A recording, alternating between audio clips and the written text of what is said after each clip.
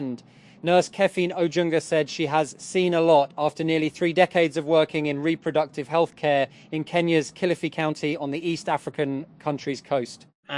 But things got markedly worse for women there in the past year amid sweeping cuts to US aid programs. Throughout developing parts of Africa, US funding once provided free birth control and maternity checkups and other reproductive health care via mobile medical clinics, services that abruptly vanished as the Trump administration dismantled the US Agency for International Development, USAID, and slashed funding for family planning.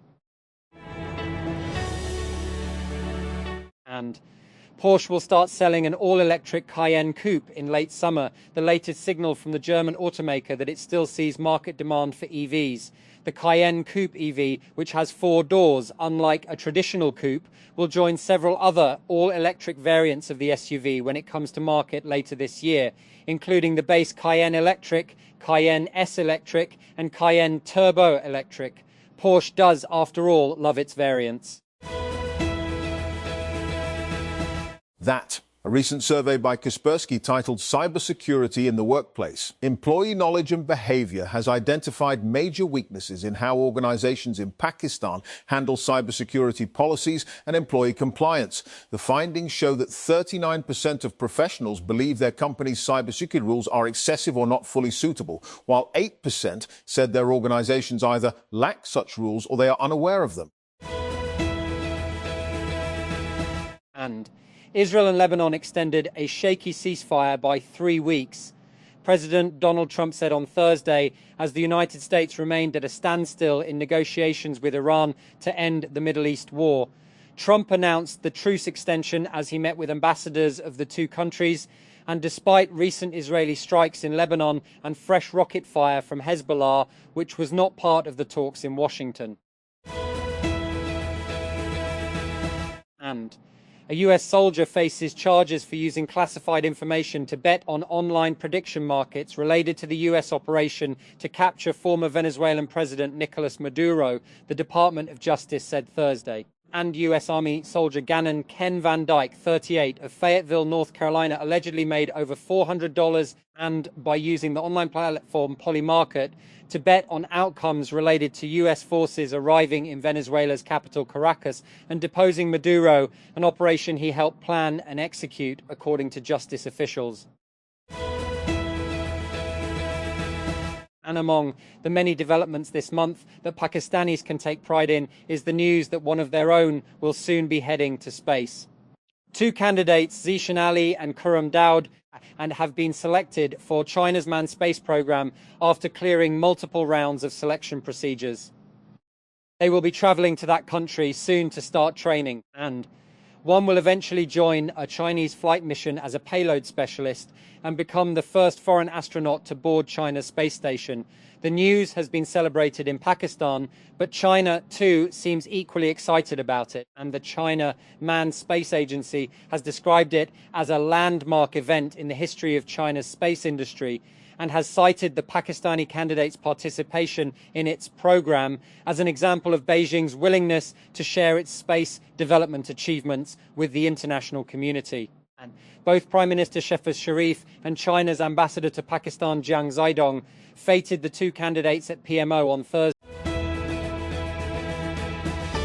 That Quetta. Balochistan Chief Minister Sarfraz Bugti has inaugurated the province's first research centre aimed at countering rising extremism in the province. The inauguration ceremony of Balochistan Centre of Excellence on Countering Violent Extremism was attended by Home Minister Mirzia Langovi, members of the Provincial Assembly, government officials and representatives of relevant institutions. And KH Uzdar. 4 people were injured when unidentified motorcyclists hurled a hand grenade at a shop in Kalat, police said on Thursday. According to police, the incident occurred late on Wednesday night in Kili Pandrani, where unknown assailants riding a motorcycle threw a hand grenade at a shop. The grenade exploded with a loud blast, injuring 4 individuals. That Beirut calls action a war crime, vows to seek international justice. Rights groups demand accountability, say intentional targeting of civilians is illegal. Attack overshadows new round of negotiations Beirut 2. Lebanese leaders on Thursday condemned Israeli war crimes after an airstrike killed a journalist in the country's south, an attack that caused an uproar as it coincided with a new round of ceasefire talks between the two nations in Washington. And judges at the International Criminal Court on Thursday confirmed charges of crimes against humanity against former Philippine President Rodrigo Duterte for deadly anti-drug crackdowns he allegedly oversaw while in office. A three-judge panel found unanimously there were substantial grounds to believe the ex-leader was responsible for dozens of murders, first as mayor of the southern Philippine city of Davao and later when he was president. And a US Special Forces soldier involved in the military operation that captured Nicolas Maduro has been arrested after he allegedly bet on the removal of Venezuela's former leader before the information was publicly available. The US Department of Justice, DOJ, has charged Gannon Ken Van Dyke after he allegedly made trades on Polymarket, a crypto-powered platform, on the basis of classified information.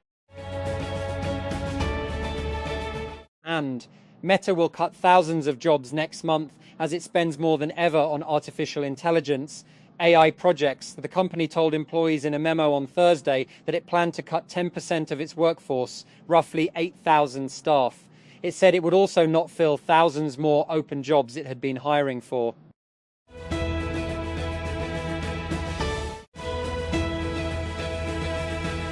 And the United States Department of Justice has filed criminal charges against an active duty soldier for placing a bet on the abduction of Venezuelan President Nicolas Maduro using classified military information for personal profit. On Thursday, prosecutors accused Gannon Ken Van Dyke, 38, of cashing in on the operation against Maduro to the tune of more than $400,000.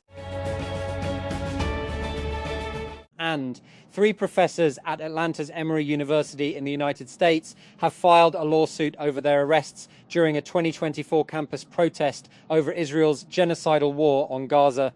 Their lawsuit on Thursday argued that the university broke its own free speech policies when it called in police and state troopers to aggressively disband the protest, making 28 arrests. And a Special Forces soldier involved in the operation that captured Venezuelan President Nicolas Maduro has been indicted by the US Justice Department. His alleged crime?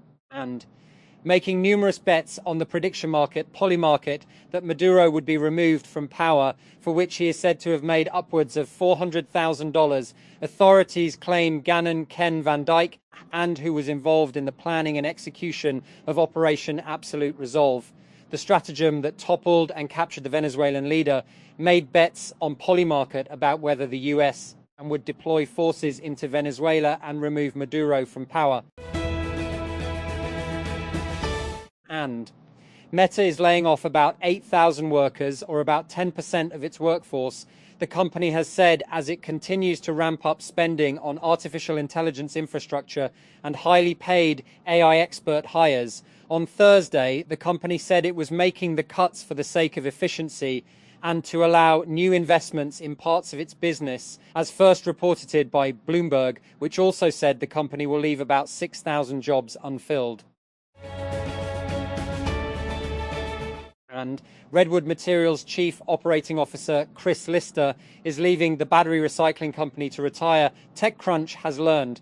And he's not the only executive that recently departed. Lister, and a former vice president who led operations at Tesla's Nevada Gigafactory, has been with Redwood since late 2023. He started as the company's chief supply chain officer and was quickly promoted to the COO role in 2024. And the promotion put him closer in the org chart to Redwood founder and CEO J.B. Straubel, who was Tesla's longtime chief technology officer and currently sits on the automaker's board. That the US says its forces have boarded a sanctioned ship carrying Iranian oil in the Indian Ocean in the country's latest naval move against Iran. The US Department of Defense, DoD, said in a statement it had carried out a maritime interdiction, the interception or inspection of a vessel by a navy on ships suspected to be hostile or in violation of the law on the MT Majestic X. And geopolitical conflicts, including the United States and Israel's war on Iran and the conflict between Russia and Ukraine, have fueled surging demand for US defense companies as the Pentagon races to replenish weapon and aircraft stockpiles. First quarter results posted this week from Lockheed Martin, Northrop Grumman, RTX Corporation and Boeing saw limited growth as supply chain and production delays weighed on the industry. And Pope Leo has criticized the world's treatment of migrants and refugees, claiming that they are often viewed as worse than house pets or animals.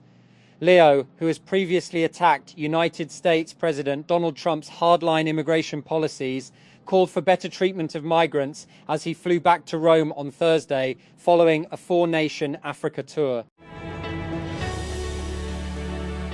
And the European Union has given final approval to a €90 billion 105 BN loan for Ukraine and a new round of sanctions on Russia in a boost for Kyiv after a prolonged row. The measures were signed off after Hungary and Slovakia dropped objections when Ukraine restarted oil flows following repairs to the damaged Druzhba pipeline. And the administration of Argentina's Javier Milei has restricted access to the presidential palace, the Casa Rosada, as part of an escalating feud with the country's journalists. Accredited journalists reportedly arrived at the Casa Rosada on Thursday and attempted to enter the building through fingerprint scanning, as they usually would.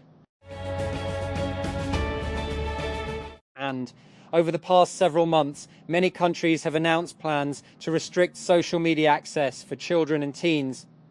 Australia became the first to implement such measures at the end of last year and setting a precedent that other countries are now closely watching. Australia's regulations, along with other countries' proposals, aim to reduce the pressures and risks that young users may face on social media, which include cyberbullying and addiction, mental health issues, and exposure to predators. And Israeli police detained a Jewish man on Monday for wearing a kippah embroidered with an Israeli and a Palestinian flag, then cut up the religious head covering. He says, in a rare case that has drawn national attention, Alex Sinclair, and a 53-year-old author and adjunct lecturer at the Hebrew University, told CNN that police approached him while he was sitting at a cafe in his hometown of Modi'in, about 22 miles southeast of Tel Aviv. Within minutes, he said, and he was taken to a local police station, searched and detained. That several Iranian officials have stressed that their country is united, rejecting United States President Donald Trump's claims of a rift in the leadership in Tehran. Iran's President Masoud Pezeshkian, Foreign Minister Abbas Araghchi, and Parliament Speaker Mohammad Bagher Ghalibaf all issued statements rejecting the United States President's assertion. And the United States Department of the Treasury has announced sanctions against the Cambodian Senator Kok An, accusing the politician of using his influence and connections to protect a network of scam operators. The department's Office of Foreign Assets Control, OFAC, said on Thursday that it would take action against An and 28 individuals and entities in his network, which is accused of enticing US citizens into giving away large amounts of money through fraudulent schemes. And Sierra, the customer service agent startup founded by Brett Taylor, announced on Thursday that it has acquired the YC-backed French startup Fragment, which helps businesses integrate AI into workflows. This is Sierra's third public acquisition. And it previously bowed Japan-based enterprise AI solutions company Opera, which it acquired in late March, and voice agent company Receptive AI, which it also announced it acquired in late March. And Fragment co-founders Olivier Moindroth and Guillaume Gentail will be joining the Sierra team.